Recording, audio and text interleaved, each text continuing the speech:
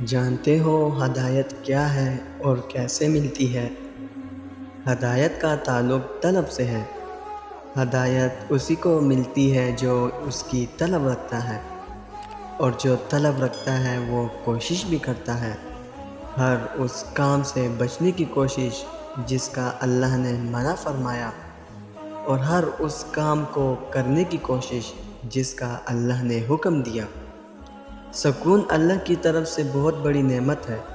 سکون کا تعلق یقین سے ہے۔ اللہ پر جتنا یقین پختہ ہوگا، انسان اتنا ہی پرسکون ہوگا۔ جانتے ہو کیسے؟ اللہ پر یقین انسان کے ذہنی اور جسمانی بوجھ کو ہلکا کر دیتا ہے، اور انسان ذہنی اور جسمانی طور پر مضبوط ہوگا تو ہی پرسکون ہوگا۔ انسان بے سکون ہوتا ہی کیوں ہے؟ مستقبل کے بارے میں سوچ کر کہ پتہ نہیں آگے کیا ہوگا، کیسے ہوگا۔ لیکن جو انسان اللہ پر یقین رکھتا ہے وہ ان سوچوں سے آزاد ہو جاتا ہے، کیونکہ اس کو اپنے اللہ پر بے حد یقین ہوتا ہے کہ میرا اللہ جو کرتا ہے بہترین کرتا ہے۔ تو بلا وجہ کی سوچوں سے خود کو بے سکون کیوں رکھا جائے؟ تو بس وہی انسان پرسکون ہے۔ قرآن مجید میں ارشاد ہے، اس نے تمہیں تمہاری منہ مانگی کل چیزوں میں سے دے رکھا ہے۔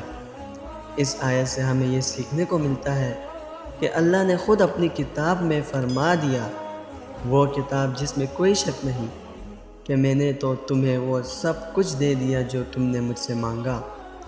ہم اس آیت کو سمجھ لیں تو ہم یہ کبھی نہ کہیں کہ اللہ ہماری نہیں سنتا، جو ہم مانگ رہے ہیں ہمیں نہیں ملتا، جبکہ وہ تو ہماری وہ دعا بھی سنتا ہے جو ہم مانگتے نہیں۔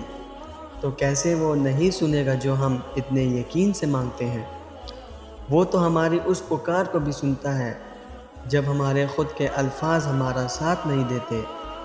تو کیسے ممکن ہے وہ ہماری تڑپ، ہماری پکار انسنی کر دے؟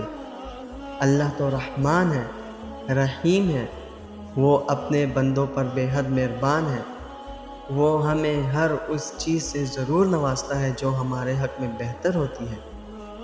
ہم سمجھتے ہیں ہماری التجا خالی جا رہی ہے، لیکن در حقیقت ہمارا رب تو بہترین وقت آنے پر ہماری ہر التجا پوری کر دیتا ہے۔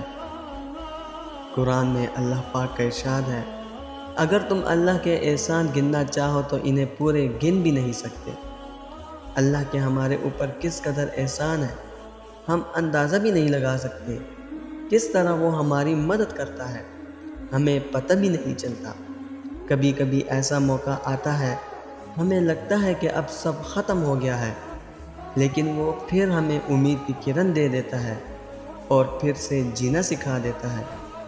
جب کبھی تمہیں کوئی آزمائش اللہ کے قریب کر دیتی ہے تو یہ سوچنا کہ یہ آزمائشیں بھی تو ہمارے لیے نعمت ہی ہے، یہ نہ ہوتی تو ہم اس دنیا میں ہی مگن رہتے، اللہ کی محبت سمجھ ہی نہ پاتے۔ ہم دن بھر نہ جانے کتنی غلطیاں سر انجام دیتے ہیں، لیکن وہ رزق نہیں روکتا۔ اتنے قسم کے اس نے پھل سبزیاں بنائی ہیں، کبھی ہم غور کریں ان کی خوبصورتی، ان کے فائدے، تو ہمیں اندازہ ہو ہمارے آس پاس کس قدر نعمتیں ہیں۔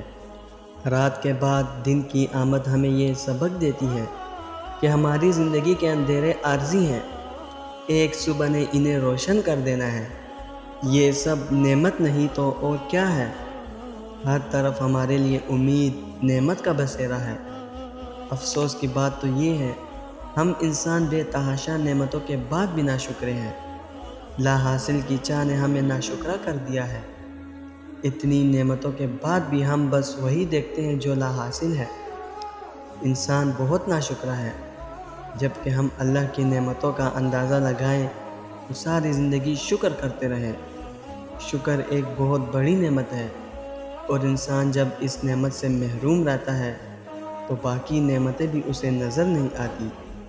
آپ شکر کرنا سیکھ جائیں گے نا تو اللہ کی نعمتیں اچھے سے دیکھ پائیں گے انشاءاللہ۔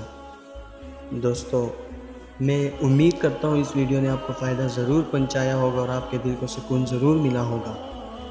ویڈیو اگر پسند آئی ہو تو ویڈیو کو لائک کر کے اپنے دوستوں کے ساتھ شیئر ضرور کر دیجیے گا۔ اور اگر ہمارے چینل پر نئے آئے ہیں تو چینل کو سبسکرائب کرنا مت بھولیے گا۔ انشاءاللہ ملتے ہیں اگلی ویڈیو میں۔ اپنا بہت خیال رکھیے گا۔ اللہ حافظ۔